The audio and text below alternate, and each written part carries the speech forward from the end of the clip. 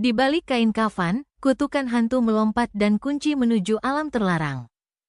Lina selalu penasaran dengan rumah tua yang ditinggalkan oleh kakek neneknya. Rumah itu terisolasi, dikelilingi hutan lebat, dan merupakan jenis tempat yang setiap bunyi lantai yang berderak terdengar seperti bisikan dari masa lalu. Kakek neneknya sudah meninggal bertahun-tahun yang lalu, dan rumah itu kosong sejak saat itu. Sekarang, di usia 25, Lina mendapati dirinya berdiri di ambang pintu rumah yang sudah lama terlupakan itu. Merasakan tarikan tak terjelaskan untuk mengungkapkan rahasia yang ada di dalamnya. Rumah itu gelap, udara berat berbau lembab dan debu. Lantai kayunya mengerang di bawah kaki. Jendela-jendela retak dan tertutup lapisan kotoran. Karpet yang dulunya indah tergantung compang camping di dinding, dan perabotannya tertelan oleh waktu, ditelan bayangan dan pembusukan. Namun, rumah itu terasa anehnya familiar, seolah-olah rumah itu sendiri telah menunggu kedatangannya. Tak lama kemudian, Lina menjelajahi tangga yang berderak menuju loteng. Tempat yang dilarang dijelajahi saat ia masih kecil. Pintu loteng itu tertutup rapat, namun kunci yang menguncinya tampak berkarat dan tua, seolah-olah tak ada yang menyentuhnya selama bertahun-tahun. Tangan Lina secara naluriah meraih kunci berdebu yang tergantung pada paku berkarat di dinding, dan dengan putaran cepat, ia membuka pintu tersebut.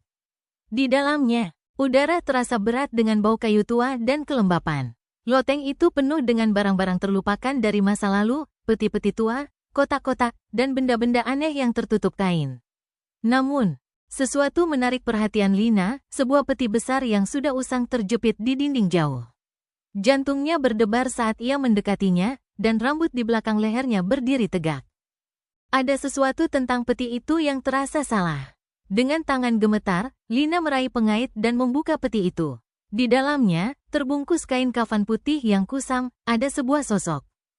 Itu adalah tubuh, namun bukan tubuh yang pernah ia lihat sebelumnya. Sosok itu sangat pucat, hampir tembus pandang, kulitnya terasa tertarik erat di atas tulang-tulangnya. Wajahnya tersembunyi di bawah kain kafan, namun bahkan dalam cahaya redup, Lina bisa melihat bahwa mata yang kosong dan bersinar, langsung menatapnya.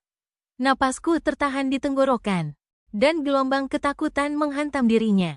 Sosok itu tidak hidup, tapi rasanya tidak sepenuhnya mati juga. Itu terasa salah. Tiba-tiba, pintu loteng itu tertutup keras dengan bunyi yang memekakkan telinga, dan ruangan itu menjadi sangat dingin. Angin kencang melolong melalui celah-celah di dinding. Dan Lina bisa mendengar bisikan-bisikan pelan, seperti gumaman lembut yang dibawa angin. Kemudian, suara itu datang. Lembut, kosong, dan penuh dengan keputusasaan. Bebaskan aku! Jantung Lina berdebar keras di dadanya, dan ia secara naluriah mundur, kakinya tersandung di atas lantai berdebu. Sosok di dalam peti bergerak. Tubuhnya terlonjak maju seolah hidup kembali. Namun, itu tidak berjalan. Itu melompat. Bagaimana aku? Lina tercekat, suaranya gemetar. Bebaskan aku, suara itu mengulang, kali ini lebih keras. Lebih mendesak. Kafan itu berkibar, seolah hidup, dan Lina melihat bentuk samar mulut di bawahnya, yang terpelintir dalam kesakitan. Sosok itu terus melompat maju. Suara rantai yang bergemerincing saat bergerak. Udara semakin berat, tebal dengan bau pembusukan. Dan kulit Lina merinding dengan pengetahuan bahwa apapun yang ada di dalam peti itu bukan hanya hantu, itu adalah sesuatu yang jauh lebih gelap. Ia mundur, namun loteng itu adalah labirin. Rak-rak, peti-peti tua, kotak-kotak, semuanya tersebar dengan cara yang membuat tidak ada jalan yang jelas menuju pintu. Sosok itu melompat ke arahnya, gerakannya semakin cepat dan tak terkendali. Setiap lompatan semakin mendekat, rantai-rantai yang bergemerincing semakin keras, matanya menyala dengan intensitas yang tidak wajar. Lina merasa keringat dingin mulai membasahi dahinya saat ia berbalik untuk melarikan diri, namun kakinya terasa berat, seolah-olah udara itu sendiri berusaha menahannya. Ia bisa mendengar napas kasar makhluk itu, merasakan keberadaannya yang semakin mendekat, seperti pelukan yang semakin mengencang. Dalam kepanikan, ia meraba-raba untuk mencari pintu loteng. Namun pintu itu terkunci. Kunci, ia masih memegang kunci itu. Ia merogoh sakunya, tangannya gemetar, namun ketika ia mengeluarkannya, ia menyadari dengan ngeri bahwa bukan hanya kunci itu yang ia jatuhkan dalam ketergesaan. Kunci itu masih tergantung pada paku berkarat di dinding. Masih ada di sana, mengejek dirinya. Jantung Lina berdebar kencang saat ia mencari dengan panik di dalam ruangan. Sosok itu semakin mendekat, setiap lompatannya mengirimkan gelombang teror ke dalam dirinya. Ia tidak bisa berlari. Ia tidak bisa bersembunyi. Kemudian, tiba-tiba, ia tersadar. Sosok itu bukan mengejarnya. Sosok itu mengejar kunci. Jari-jari Lina menyentuh dinginnya logam kunci. Kunci itu masih tergantung di paku. Dengan dorongan adrenalin, ia meraihnya dan berlari menuju peti itu. Ia tidak mengerti mengapa, namun ada sesuatu yang dalam dirinya memberitahu bahwa kunci itulah jawabannya. Begitu ia memegang kunci itu, udara di loteng terasa semakin dingin. Dinding-dinding itu mengerang seolah rumah itu sendiri hidup, bergerak dan berkelit dalam penderitaan yang tak terlihat. Rantai-rantai di tubuh pocong itu bergemerincing lebih keras, dan bisikan-bisikan itu berubah menjadi sebuah paduan suara yang mengerikan, semuanya bersatu dalam satu suara. Bebaskan kami! Lina memutar kunci di kunci peti itu, dan begitu peti terbuka, tubuh di dalamnya bukan lagi sebuah tubuh. Itu adalah kehampaan, sebuah ruang gelap yang menganga.